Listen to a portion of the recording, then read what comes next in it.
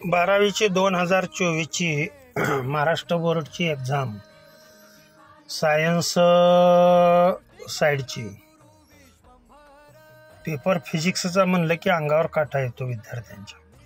परंतु पेपर एवढा काय विशेष नसतो, तो सोडवायचा कसा ह्याची माहिती मी पुढे सांगतोय, ऐका सर्वांनी.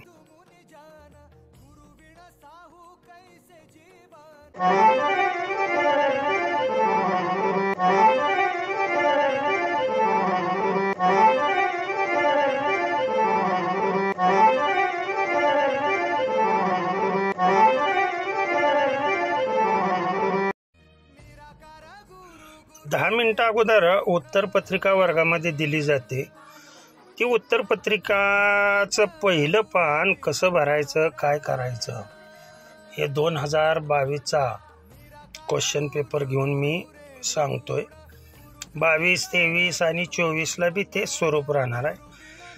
तर हे पहिलं पेज भरल्यानंतर, पान उलटल्यानंतर हे पहिलंच पेज येईल. ह्याच्यावरती पहिल्यांदा फिजिक्सचा सेक्शन टाका.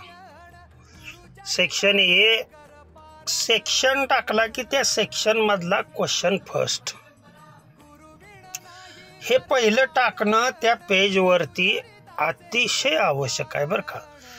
तुम्ही ते प्रश्नाचं उत्तर कोणत्या सेक्शन मधलं लिहिलंय आणि सेक्शन वाईज जी आन्सर आहेत ती त्याच सेक्शन मध्ये असली पाहिजेत.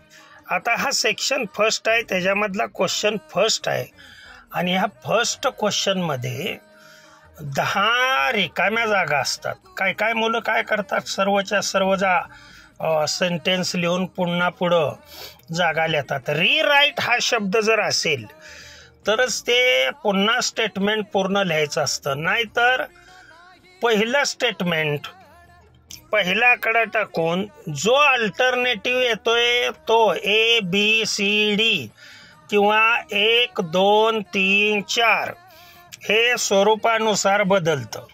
1 असेल समजा उत्तर, 2 असेल 2 आणि त्याला बरोबर असा कंस करायचा, उत्तर टाकायचं. समजा त्याचं उत्तर आहे काय जे असेल ते, आपण एखादा सिम्बॉल मानूया की 4 हे पर्याय कसे आहेत ते बघूया आपण.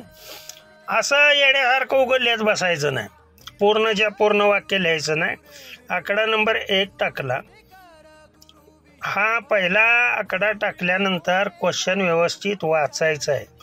इथे खाडाखोड अजिबात चालत नाहीये.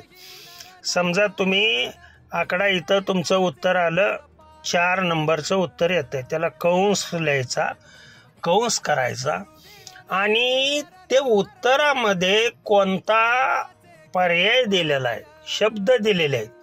समजा 4थ्यामध्ये तुम्हाला असं 5 असं दिलेलं आहे, तर ते 5 असं लिहायचं. तसंच दुसऱ्या प्रश्नाचंही उत्तर लिहिताना तसंच लिहायचं आहे. परंतु काय काय मुलं एवढी बावळट असतात की या प्रश्नाच्या उत्तराला 1 ओळमध्ये सोडायचे असते आणि मग आकडा नंबर दुसरा टाकायचा. पर्याय वर सांगितल्याप्रमाणेच 3 नंबरचा येत असेल 3 नंबर, C येत असेल C आणि पुढं C मध्ये काय म्हटलेलं आहे त्या अल्टरनेटिव्ह मध्ये ते टाकायचं आहे.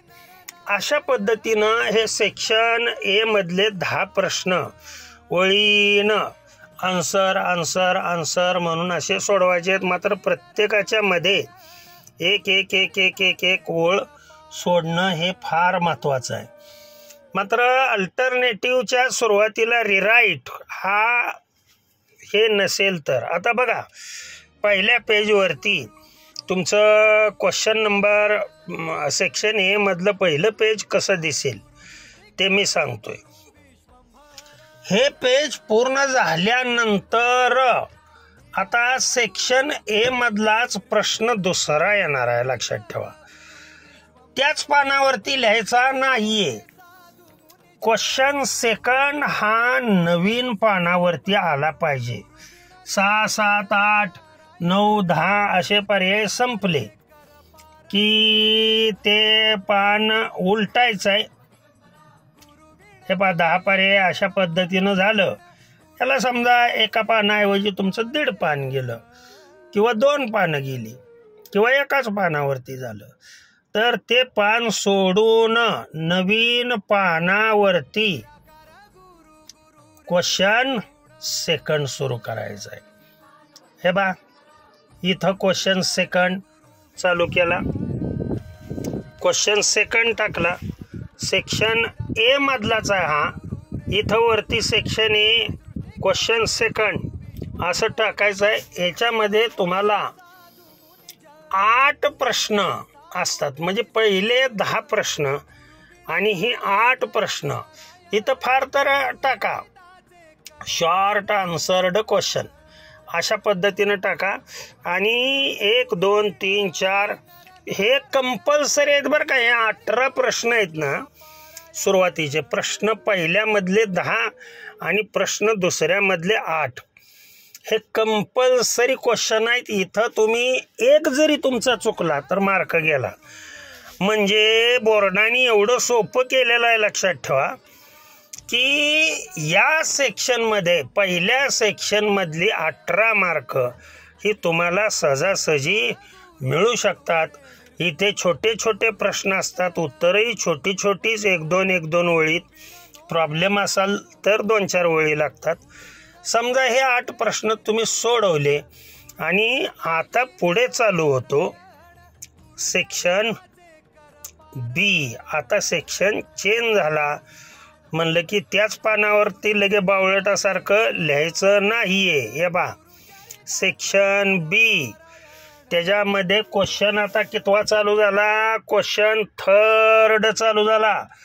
हा क्वेश्चन थर्ड असा असतो, अटेम्प्ट. आता हा क्वेश्चन नीट वाचायचं, लक्षात ठेवा.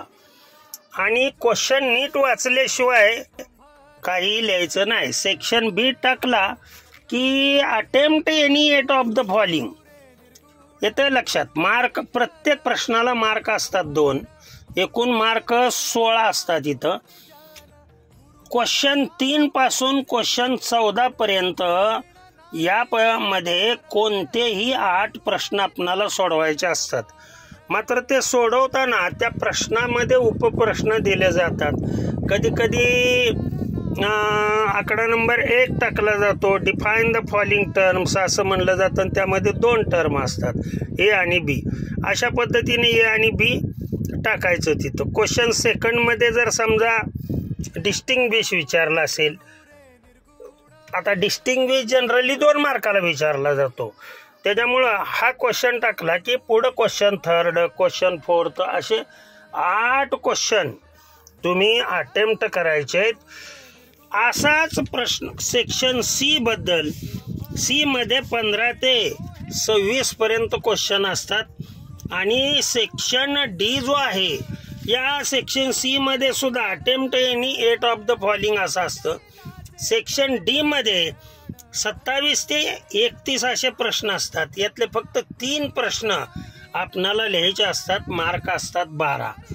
तर अशा पद्धतीनं दाखवलेल्या पद्धतीनं व्यवस्थित पेपर जर लिहिला तर तुम्हाला 70 पैकी 70 मार्क मिळू शकतात.